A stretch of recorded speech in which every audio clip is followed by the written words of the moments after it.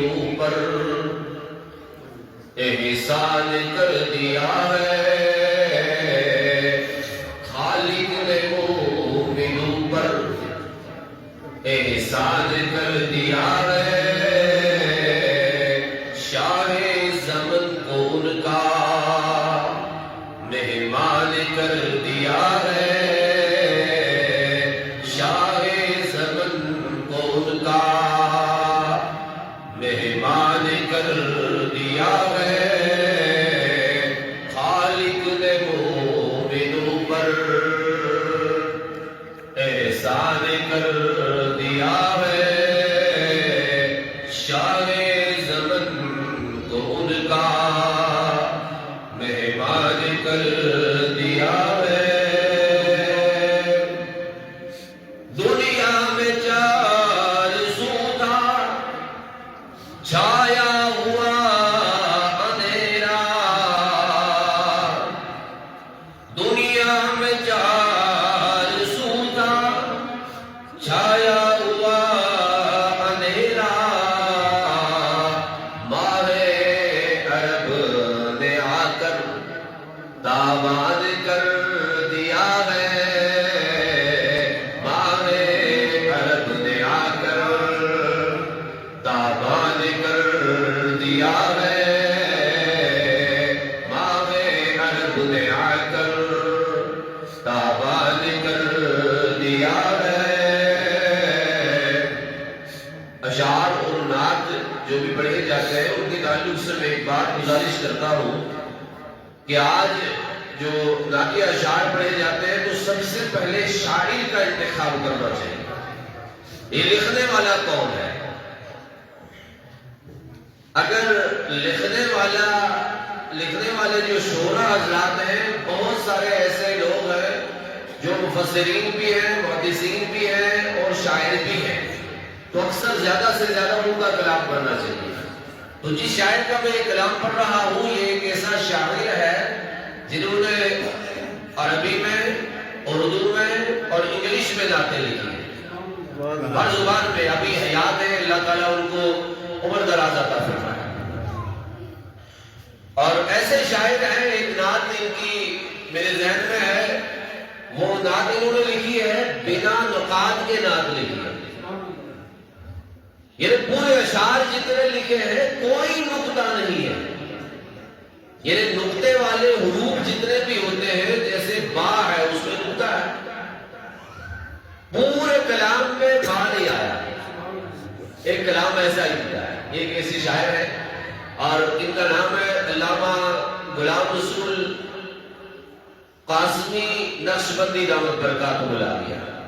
یہ وہ قاسمی نہیں ہے، الحمدللہ یہ حقیقی قاسمی ہے۔ تو دیکھیے کیا لکھتے ہیں، انسان کو نہیں تھی، انسان کو نہیں تھی، پیغام میں ملا ہے، انسان کو نہیں تھی انسانیت میسر، انسان کو تو نے آ کر، انسان کو تو نے آ کر انسان کر دیا ہے، انسان کو تو نے آ کر انسان کر دیا ہے، شاہ زمن کو ان کا مہمان کر دیا ہے، اسرار تم نے کھولے یا رسول اللہ صلی اللہ علیہ وسلم، اسرار تم نے کھولے، ابہام تم نے توڑے،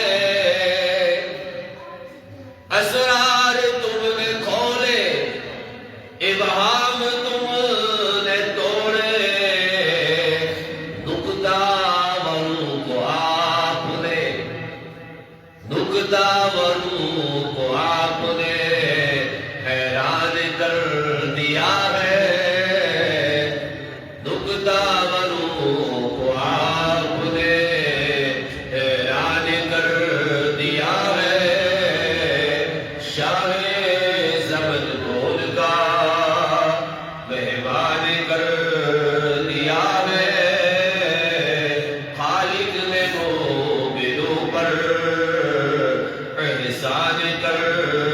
دیا ہے، شاہ زمن کو ان کا مہمان کر دیا ہے۔ بلغ العلا بکمالہ، کشف الدجا بجمالہ، حسنت جمیع خصالہ، صلوا علیہ وآلہ صلوا علیہ وسلم۔ اور اس کا ایکو تو اس کا بہت زیادہ ایکو معزز مکرم سامعین و حاضرین، یہ میلاد النبی صلی اللہ تعالی علیہ وسلم کی یہ مجلس، اور اس میں انشاءاللہ چند لمحات کے لیے میں آپ کے سامنے ہوں، اور اس بات پر میں گفتگو کرنے کی کوشش کروں گا، وہ ہے پیغام میلاد۔ میلاد ہوتا کیا ہے، دو چار الفاظ میں بتا دیتا ہوں، پھر اپنے موضوع کی طرف ہم آ جاتے ہیں۔ دراصل آج جو میلاد کو منانا جو جائز نہیں سمجھتے ہیں، انہوں نے اس کا معنی ہی غلط کیا۔ میلاد کے جلسوں میں حضور صلی اللہ تعالی علیہ وسلم کی سیرت مبارکہ بیان کی جاتی ہے، اور حضور صلی اللہ علیہ وسلم کی سیرت مبارکہ حضور صلی اللہ علیہ وسلم کے مبعوث ہونے سے پہلے ہو، یعنی حضور صلی اللہ علیہ وسلم کے اعلان نبوت سے پہلے ہو یا اعلان نبوت کے بعد، لیکن اکثر جو حضور صلی اللہ علیہ وسلم کے بچپن کے حالات ہیں، ان حالات کو بیان کرنا میلاد کہا جاتا ہے۔ میلاد مولود کی مجلس کیا ہوتی ہے، لیکن یہ موضوع تھوڑا وسیع ہے، آپ اس پر غور کرنا۔ احادیث کی کتابیں جو لکھی گئی ہے نا، اس سے پہلے سیرت کی کتب کا لکھنے کا آغاز ہوا۔ سیرت کی کتابیں جو لکھی گئی ہیں، احادیث کی کتابوں سے پہلے ان کے لکھنے کا آغاز ہوا۔ مغازی کے نام سے کتابیں موجود ہیں، اور وہ صحابہ کرام میں سے کچھ مصنفین ایسے تھے جنہوں نے کتب کا لکھنا شروع کیا، اور اس کے بعد احادیث باضابطہ طور پہ احادیث کو کتابی شکل جو دی گئی ہے وہ بعد میں دی گئی ہے، یعنی اتنا بات تو نہیں دی گئی ہے۔ جیسے امام مالک رحمۃ اللہ علیہ نے کتاب لکھی ہے موطا امام مالک، اور امام احمد بن حنبل رحمۃ اللہ علیہ نے لکھی ہے کتاب مسند احمد۔ تو اسی طرح جب دیکھا جائے تو یہ ہمارا صرف طریقہ نہیں ہے کہ ہم سیرت کو بیان کرتے ہیں، آقا علیہ الصلوۃ والسلام کے میلاد کو بیان کرتے ہیں، بلکہ یہ صحابہ کے دور میں بھی ایسا ہوتا تھا۔ اور ایک نقطہ میں بتا دیتا ہوں، پھر ہم بات شروع کرتے ہیں۔ اصل کیا ہے؟ اصل یہ ہے کہ اگر ایک انسان دوسرے انسان کے ساتھ دشمنی رکھتا ہے، یہ دنیا کا دستور ہے نا، ایک انسان دوسرے انسان کے ساتھ دشمنی رکھتا ہے، رکھنی نہیں چاہیے، مسلمان دشمنی نہیں رکھتا ہے، مومن جو ہوتا ہے وہ دشمنی، وہ بغض و حسد نہیں رکھتا ہے۔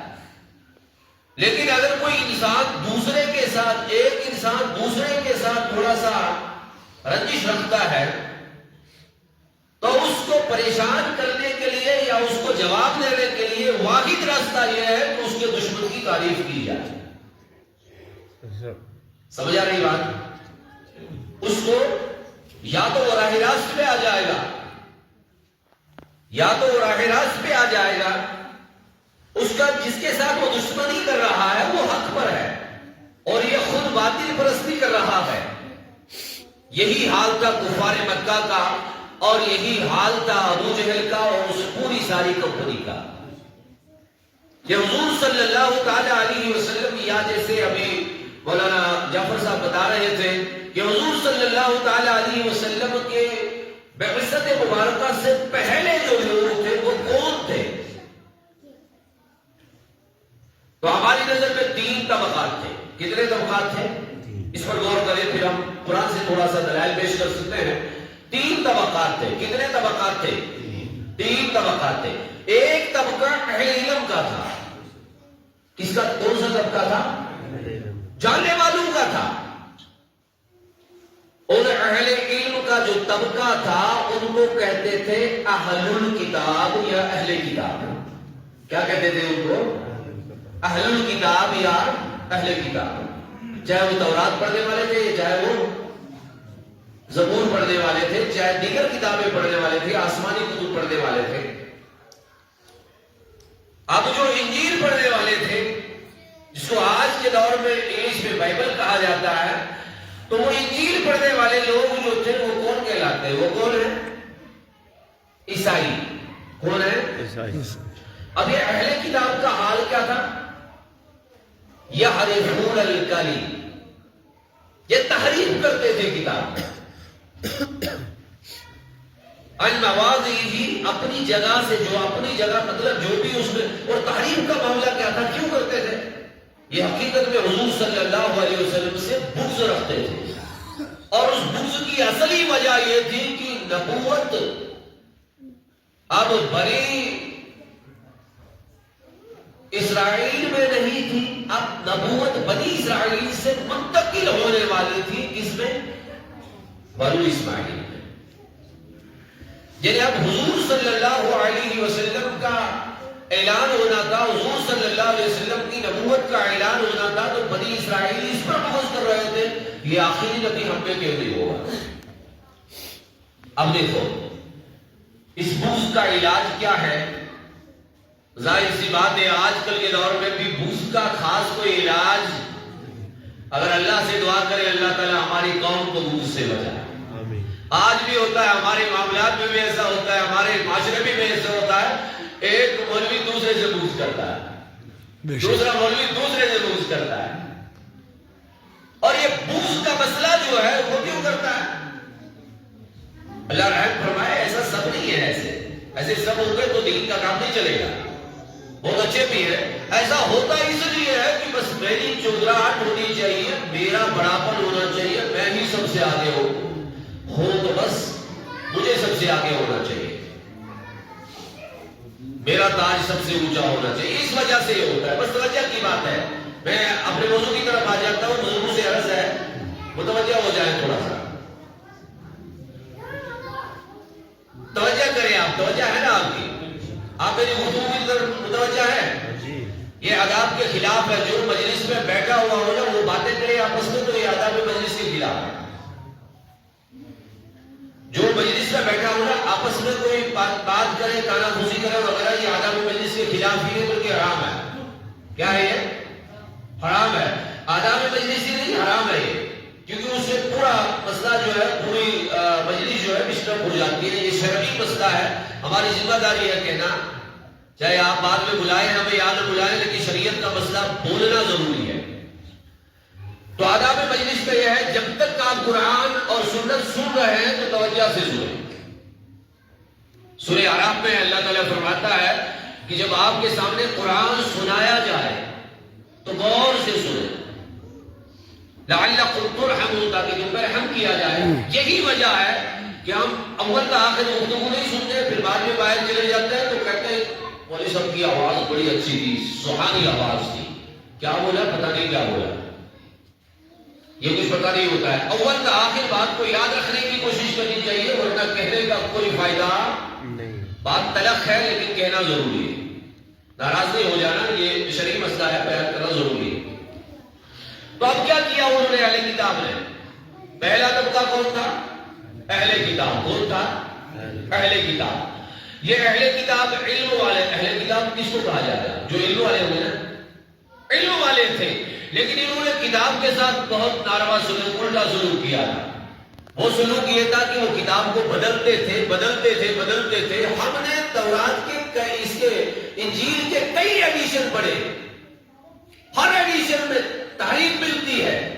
پہلا ایڈیشن اگر 4 سال پہلے کی چھپی ہوئی آپ انجیل پڑھیں گے نا آج بھی، اور 4 سال بعد کی انجیل پڑھیں، میرے پاس 5 ایڈیشن موجود ہیں انجیل کی۔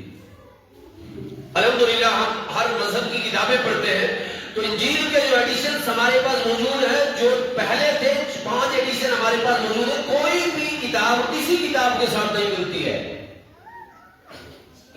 ہر ایک میں تحریف ہے۔ جو 5 سال پہلے چھپی وہ آج نہیں چھپ رہی ہے۔ یہ حالت تھی اہل کتاب کی، اور آج بھی یہ سلسلہ جاری ہے۔ وجہ کیا تھی؟ اہل کتاب تورات سے انجیل سے کیا مٹانا چاہتے تھے؟ وہ صرف اور صرف میلاد مصطفیٰ مٹانا چاہتے تھے، حضور صلی اللہ علیہ وسلم کی سیرت کو مٹانا چاہتے تھے۔ اس پر بڑا کام کیا ہے بڑے صغیر میں ایک بہت بڑے عالم دین گزرے ہیں، اللہ تعالیٰ ان کی قبر پہ نور و انوار کی رحمت کی بارش فرمائے، علامہ پیر محمد کرم شاہ الازہری رحمۃ اللہ علیہ۔ انہوں نے ایک کتاب لکھی ہے تورات میں نقوش مصطفیٰ، کتاب کا نام یاد رکھیں، کتاب کا نام کیا رکھا ہے؟ تورات میں نقوش مصطفیٰ۔ اور وہ پوری کتاب ہے 600-700 پیج پر، غالباً 650 پیج پر مشتمل کتاب ہے۔ اس میں پوری انہوں نے اچھی طرح سے ڈیٹیل تفصیل سے لکھا ہے تورات میں حضور صلی اللہ علیہ وسلم کی تعریف کیا تھی اور آج کیسے اس کو ہٹایا گیا ہے۔ میں آپ کو قصہ کہانی نہیں سنا رہا ہوں، آپ غور کرنا، میں آپ کو اپنے موضوع کی طرف لا رہا ہوں، تو سنیے۔ پہلا طبقہ کون تھا؟ اہل علم کا تھا، علم والوں کا تھا۔ جیسے آج کل کے دور میں بڑے لوگ ایسے ہیں جو سنت کے قاتل ہیں، سنت کو ختم کرنا چاہتے ہیں، پھر دلائل پیش کرتے ہیں۔ میرے عجیب چیزیں ہم دیکھتے ہیں۔ میرا ایک تاریخی دورہ تھا، میں چل رہا تھا تو ایک دفعہ ایک جگہ جانا ہوا، ایک مسجد میں گیا تو مسجد کا صدر صاحب ہے، مسجد کے صدر صاحب ہیں، اور ایسے صدر صاحب ہیں جنہوں نے عورتوں کی طرح بال یہاں تک کردے ہوئے اور پیچھے سے باندھے ہوئے، جیسے عورتیں باندھتی ہیں اس طرح باندھے ہوئے، اور ایسا لباس لگایا ہوا ہے اس کے جسم کا پورا نقشہ ظاہر ہو رہا ہے۔ پھر ممبر پہ چڑھتا ہے، اعلان کرتا ہے آج ایسے کرنا، ایسے کرنا، ایسے کرنا، ایسے کرنا۔ میں کئی لوگوں سے پوچھا کیا بات ہے، ایسے لوگوں کو ممبر پہ جانے کی اجازت؟ کہا کہ ممبر پہ جانے کی نہیں، یہ مسجد کی کمیٹی کا صدر ہے اور ڈاکٹر ہے، یہ ڈاکٹر پی ایچ ڈی کیا ہوا۔ میں کہا اتنے لمبے بال کہتے ہیں، یہ تو دلائل پیش کرتا ہے لمبے بال رکھنا، اتنے لمبے بال عورتوں کی طرح بال رکھنا بھی جائز ہے۔ حالانکہ بالوں کے تعلق سے صرف ہمارے یہاں بھی، ہمارے ڈسٹرکٹ روڈا میں بھی ہو رہا ہے کہ بہت سارے لوگ اتنے لمبے لمبے بال رکھتے ہیں۔ نہیں، شریعت میں اس کی اجازت نہیں ہے۔ شریعت میں اجازت یہ ہے، 3 روایتیں موجود ہیں، نصف کان تک، کان کے نیچے تک اور کندھو تک، مردوں کے لیے جو بال رکھنے کا طریقہ ہے۔ عورتوں کی شکل اختیار کرنا مردوں کے لیے جائز نہیں ہے۔ اپنے دلائل پیش کرتے ہیں سنت کو مٹانے کے لیے۔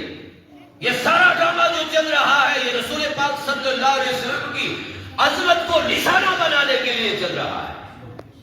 چاہے وہ بدعقیدہ لوگ ہوں، چاہے وہ ویسے لوگ ہوں، لبرل قسم کے لوگ ہوں، چاہے وہ انسانیت کو مذہب کہنے والے لوگ ہوں۔ کہتے ہیں نا لوگ مذہب، بہت سارے لوگ کہتے ہیں یہ عقیدہ جو تھا یہ بھی نہیں ہے، یہ عقیدہ مہاتما بدھ کا عقیدہ تھا۔ وہ کہتا تھا کہ انسانیت مذہب ہے، لیکن میرے نبی صلی اللہ علیہ وسلم نے بتا دیا کہ مذہب کیا ہے اور انسانیت کیا ہے۔ اگر انسانیت مذہب ہوتا تو پھر پہلے انسان کو پیغمبر نہیں بنایا جاتا، پہلے انسان کو پیغمبر نہیں بنایا جاتا، اس پر اللہ کی طرف سے احکامات نازل نہیں ہوتے۔ انسانیت مذہب نہیں ہے، انسانیت کو سنبھالنا مذہب سکھاتا ہے، انسانیت کو سنبھالنا مذہب سکھاتا ہے، اور حقیقی انسان کون ہے وہ بتانا مذہب چاہتا ہے۔ ورنہ اپنی مرضی کا مذہب بن جائے گا تو معاملہ سارا خراب ہو جائے گا۔ تو ہم اپنی بات کی طرف آ جاتے ہیں۔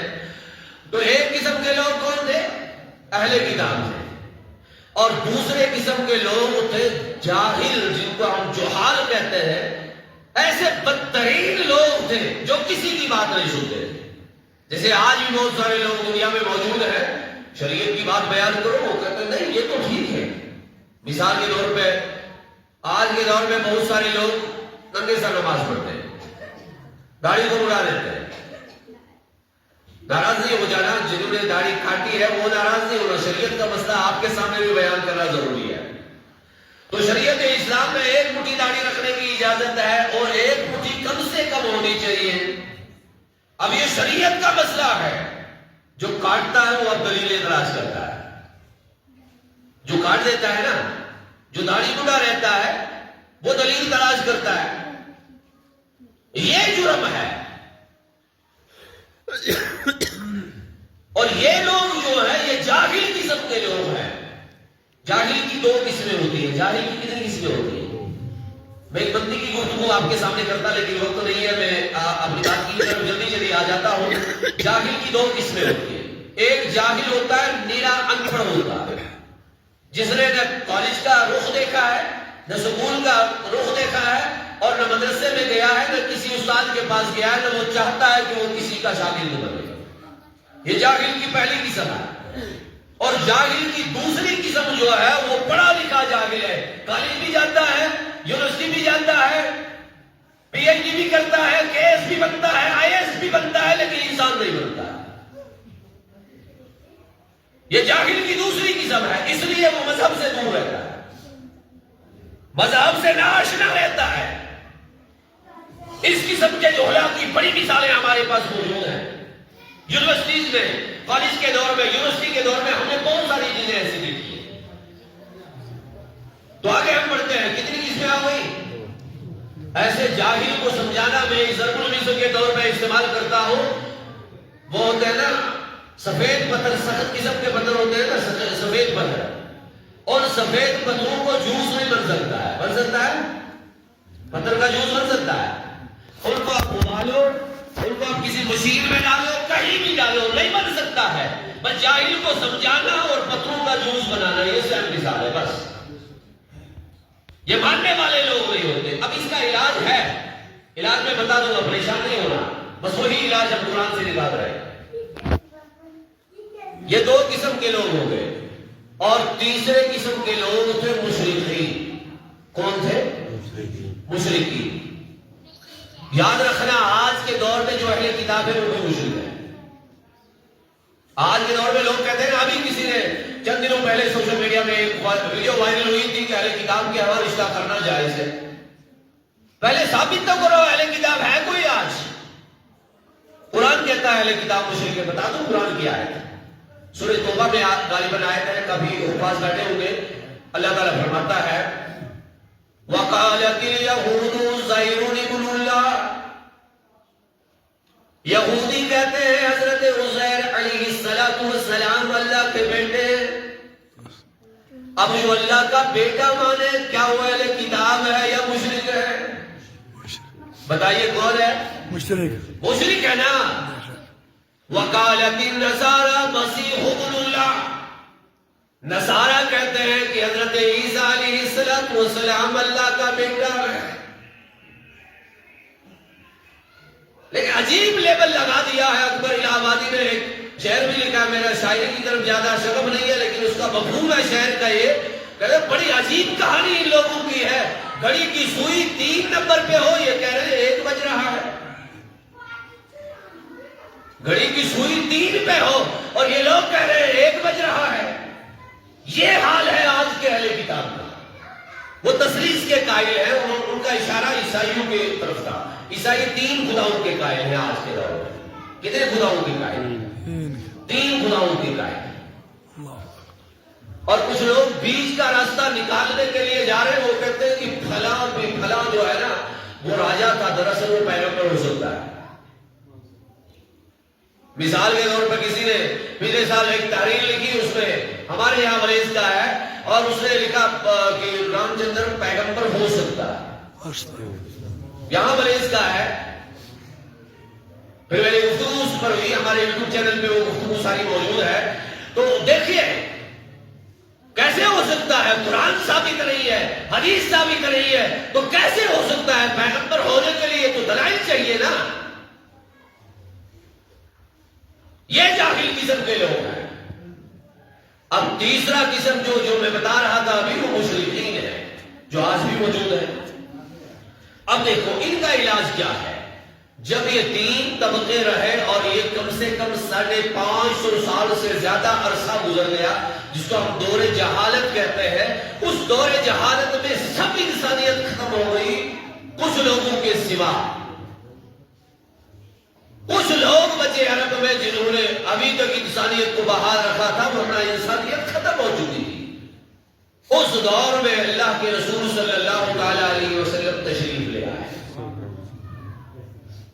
اب ہم اپنی بات کی طرف آ جاتے ہیں تو اللہ کا قرآن فرماتا ہے، جو میرے قرآن پاک کی آیات سورہ احزاب کے آیت نمبر 45 اور 46 ہے، ان 2 آیات میں اللہ رب العالمین نے اللہ کے نبی صلی اللہ علیہ وسلم کے 7 اوصاف بیان کی۔ کتنی صفتیں؟ 7 صفتیں بیان کی ہے۔ ہر ایک پہ بات نہیں کر سکتے ہم، لیکن میلاد کی نسبت سے ہم چند باتوں پہ انشاءاللہ کوشش کریں گے۔ تو سننا چاہیں گے اللہ کا قرآن؟ تو ایک مرتبہ یا رسول اللہ کہیں گے، ڈرنے کی بات نہیں ہے، سب پیچھے تک کہے یا رسول اللہ، روکے گا ہم جواب دیں گے، ایک مرتبہ پھر کہے یا رسول اللہ۔ اللہ کا قرآن ہے، اللہ فرماتا ہے یا ایھا النبی انا ارسلناک شاہدا ومبشرا ونذیرا۔ اے نبی صلی اللہ علیہ وسلم، پہلی صفت نبی ہونا۔ نبی ہونا صفت ہے، نبی ہونا صفت ہے، نبی ہونا صفت ہے۔ ارسلناک رسول ہونا، ہم نے تمہیں بھیجا۔ اللہ فرماتا ہے اے نبی صلی اللہ علیہ وسلم، ہم نے آپ کو بھیجا، ارسال کیا، بھیجا ہم نے۔ میلاد سے ہم میلادی ہیں، توحیدی ہیں۔ جو میلادی ہوتا ہے وہ توحیدی ہوتا ہے۔ کیا ہوتا ہے؟ موحد ہوتا ہے، اللہ کو ایک ماننے والا ہوتا ہے۔ غلط فہمی کے شکار وہ لوگ ہیں جو میلادیوں کو مشرک کہتے ہیں۔ میلادی کبھی مشرک، میلادی کبھی مشرک۔ میلاد کا معنی ہوتا ہے نبی تو جہاں صلی اللہ تعالی علیہ وسلم کے بچپن کے حالات، دنیا میں تشریف آوری کے حالات بیان کرتے ہیں، یہ میلاد ہے اور کچھ ہے؟ میلاد تو یہی ہے نا۔ اب جو دنیا میں آیا اس کو ہم خدا کیسے مانیں گے؟ اللہ نہیں ہو سکتا، کوئی بھی پیغمبر ہے وہ اللہ، یہ توحید ہے۔ جتنے بھی پیغمبر ہیں، انبیاء ہیں، اور جتنی بھی مخلوق ہے، کوئی خدا نہیں ہے، سب اللہ کی مخلوق ہے۔ لیکن پیغمبر کیا ہوتا ہے؟ اللہ رحم فرمائے، پھر کوئی اتر ہی گیا پٹڑی سے، انہوں نے کہا کہ ہماری طرح نبی ہے، ہماری طرح نہیں ہوتا ہے نبی۔ بہت سارے لوگ ایسے سورہ فاتحہ پڑھنی نہیں آتی ہے اور وہ نبی کی تعریف کر رہے ہیں، ان کو پتہ ہی نہیں نبی کی تعریف کیا ہوتی ہے۔ نبی کا معنی ہوتا ہے خبر بتانے والا۔ کیا بتانے والا؟ خبر بتا۔ اب خبر یہ مطلق ہے، خبر بتانے والا، چاہے وہ خبر پہلے کی ہو چاہے بعد کی ہو، ہمارے نبی صلی اللہ علیہ وسلم ہے۔ اسی لیے امام اہل سنت اعلی حضرت الشاہ امام محمد رضا خان فاضل بریلوی رحمۃ اللہ علیہ نے جہاں بھی کنز الایمان شریف میں ترجمہ کیا ہے تو وہاں لکھا ہے نبی کا ترجمہ اے غیب کی خبریں بتانے والے۔ یہ ترجمان ہے جو ترجمے میں تفسیر بیان کرتا ہے، یہ تفسیر ہے حقیقت میں نبی کی۔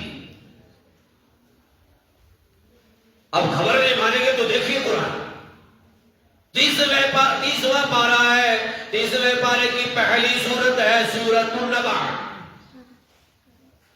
کیا ہے اس میں؟ یہ قیامت کے بعد نبع کا معنی کیا ہوتا ہے؟ خبر۔ نبع کا معنی کیا ہوتا ہے؟ خبر ہوتا ہے۔ قرآن تصدیق کرتا ہے جو خبر دینے والا ہے اس کو نبی کہتے ہیں، جو خبر دینے والا ہے اس کو کیا کہتے ہیں؟ اب کس چیز کی خبر؟ خبر سچی ہو یا بری ہو، سچی ہو یا جھوٹی ہو، نہیں، سچی خبر دینے والا۔ اب کیا خبر دی ہمارے نبی نے؟ میرے نبی صلی اللہ علیہ وسلم نے ایک خبر دی، روز میثاق کی خبر۔ کیا خبر دی؟ جب لوگوں کو پیدا کیا گیا، روحیں اکٹھی ہو گئی، میرے نبی صلی اللہ علیہ وسلم نے یہ بھی فرما دیا، مشکات کی حدیث ہے، مشکات میں حدیث ہے، آقا علیہ الصلوۃ والسلام نے فرمایا جب روحیں پیدا ہو حضرت آدم علیہ السلام جب پیدا ہو گئے اور آدم علیہ السلام کو کھڑا کیا گیا، روح پھونکی گئی، آدم علیہ السلام اللہ کی عبادت میں مصروف ہے. اللہ تبارک و تعالی نے اپنی قدرت کاملہ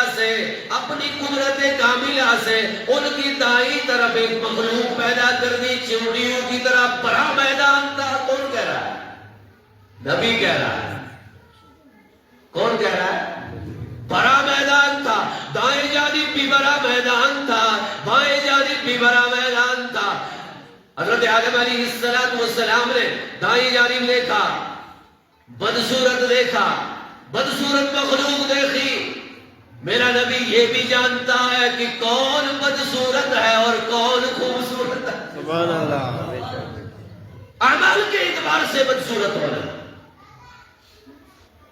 رنگ و نسل کے اعتبار سے نہیں.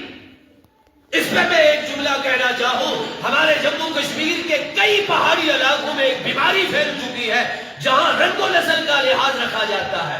رنگ و نسل نہیں، جو کلمہ پڑھنے والا ہے وہ ہمارا ہے، بشرط یہ کہ اس کا عقیدہ صحیح ہو. شرط یہ ہے کہ اس کا عقیدہ صحیح ہو.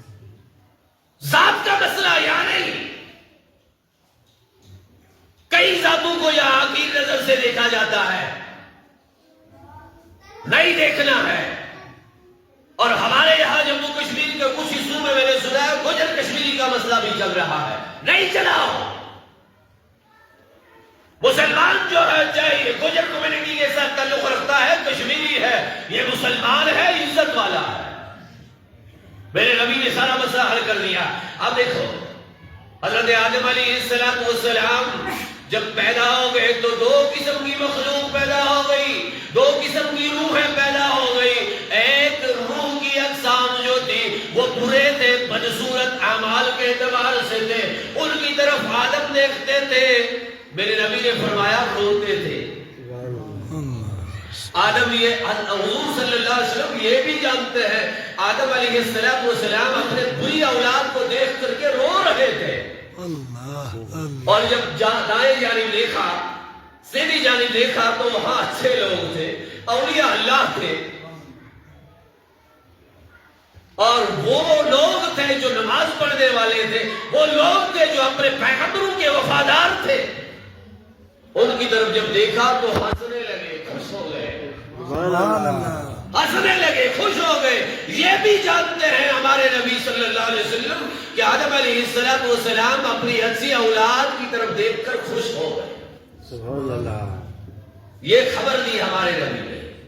صرف ایک خبر نہیں دی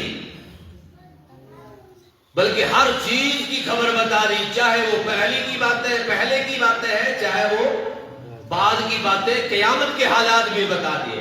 یہاں تک یہ بھی بتا دیا حضرت بلال رضی اللہ رنگ و نسل کی بات میں کر رہا ہے. حضرت بلال رضی اللہ تعالی عنہ، یہاں گورے کالے کا کوئی امتیاز نہیں ہے، گورے کالے کا کوئی امتیاز یہاں پر نہیں ہے.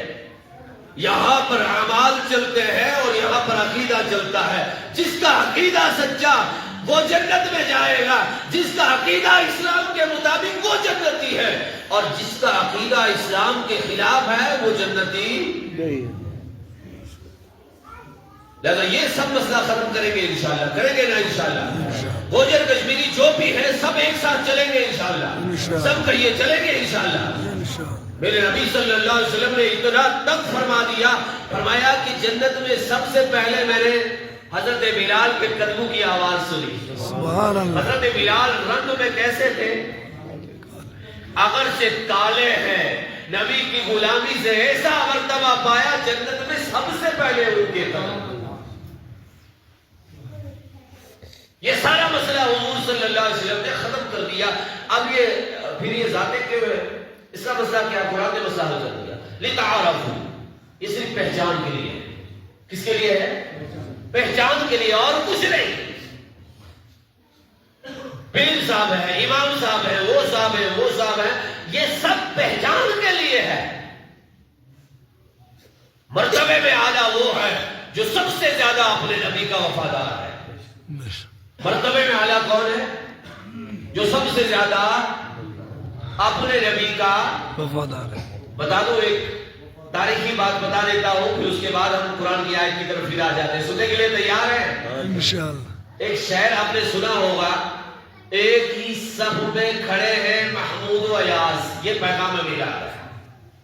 نہ کوئی بندہ رہا نہ کوئی بندہ نواز. یہ پتہ ہے یہ ایاز کون تھا؟ یہ ایاز جو تھا یہ محمود غزنوی کا غلام تھا. کون تھا یہ؟